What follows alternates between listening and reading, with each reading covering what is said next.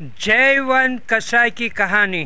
जयवंत कसाई और एक इसका मित्र था, दोनों हरि की भक्ति कर रहे थे और उन लोग का जन्म ऐसी जगह में हुआ था जहाँ पे बकरा और मुर्गियाँ काटे जाते थे। इन लोग हरि की भक्ति कर रहे थे। उसके लिए थोड़े बड़े होने के बाद, समझदार होने के बाद उन लोग ने सोचा कि अगर हरि की भक्ति करनी है तो हम लोग एक गलत काम नहीं कर सकते।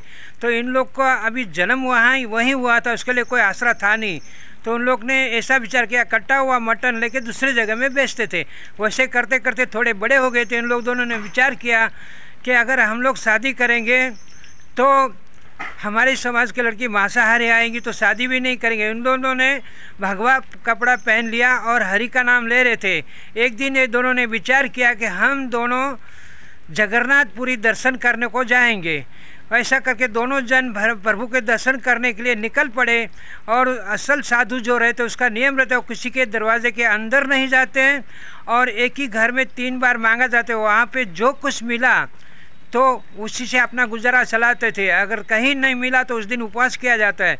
वैसे करते करते इन लोग चल रहे थे। जाते जाते एक औरत ने उसको बुलाया कि महाराज हमारे घर पे भोजन तैयार है, आप भोजन ग्रहण करके जाओ। अभी प्रेम से और भाव से बुलाए थे। दोनों ने बोला ठीक है हम भोजन कर लेते। लेकिन इनकी गलती ये हो गई कि साधु किसी के घर के अंदर नहीं जाते, बाहर ही ठहरते, बाहर ही भोजन करते। विश्राम भी करे तो बाहर ही होता है। तो पहली गलती ये हो गई, घर के अंदर बैठ के इन लोग ने खाना खाया। खाना खा के जब तैयार हो गए, चलने लगे, तो औरत ने पूछा आप लोग कहाँ जा रहे? इन लोग ने बोला कि हम लोग जगन्नाथपुरी दर्शन करने को जा रहे। तो औरत ने बोला कहीं ना कहीं तो आपको रात होगी तो विश्राम तो करेंगे, आप हमारे घर पे सो जाओ।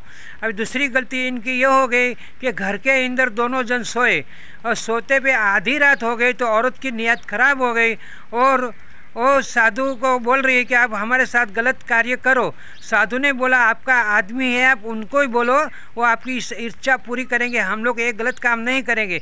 और औरत ने सोचा कि आदमी का डर लग रहा है ना, उसने अपने आदमी को सुरा मार के मार डाला।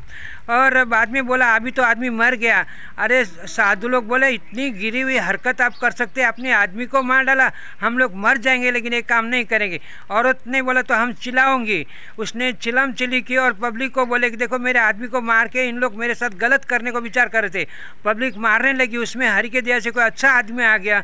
उसने बोला कि एक कर्म, इन लोग दोनों साधु एक गलत काम हम लोग नहीं करेंगे, हम लोग राजा के हवाले करते हैं, राजा जो भी दंड देगा वो जाने, उसका कर्म जाने। राजा के पास गया तो राजा ने पूछा आपने इसके साथ गलत काम किया है?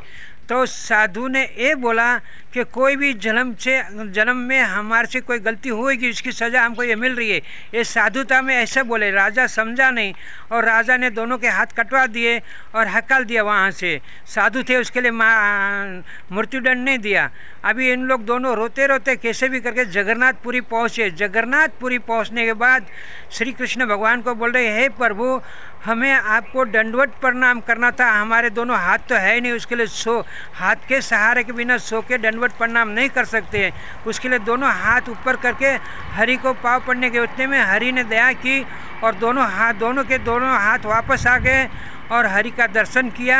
हरि की इतनी कृपा हो गई, आधे दर्शन के जैसा हरि ने उसको चमत्कार दिखाया और दोनों ने बहुत खुशी खुशी से भगवान को दंडवत प्रणाम किया और आपने रास्ते पे चले गए। जय द्वारकाधीश, जय राधे कृष्णा। ओम नमः भगवते वासुदेवाय।